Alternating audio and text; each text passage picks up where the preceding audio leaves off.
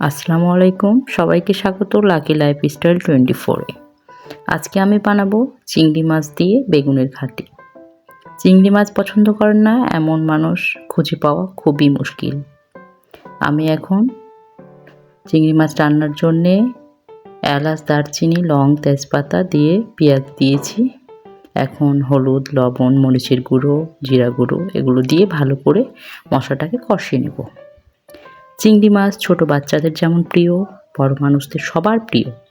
আমি তো চিংড়ি মাছ হলে আর কিছু লাগেই না আমার।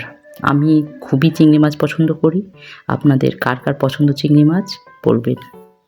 এখন আদা রসুন বাটা দিয়ে আমি ভালো করে মশলাটাকে কষিয়ে নিচ্ছি। চিংড়ি মাছ আপনারা আগেও ভেজে নিতে পারেন, আবার আমার মতো কষিয়েও রান্না করতে পারেন। আমি আজকে ভেজে রান্না করব না। দেখতেই পাচ্ছেন কুচো চিংড়ি নিয়েছি আমি, একদম ছোট ছোট চিংড়ি। এই চিংড়িগুলো দিয়ে এই ঘাঁটিটা খেতে খুব ভালো লাগে। শীতকালে বিশেষ করে সকালবেলা ঘুম থেকে উঠেই এই ঘাঁটি দিয়ে একটু যদি ভাত হয় খুবই মজা লাগে। এই যে আমি বেগুনগুলো একদম সরু সরু করে কেটে নিয়েছি। এই বেগুনগুলো দিয়ে চিংড়ি মাছ সহ একসাথে আমি কষিয়ে নিচ্ছি।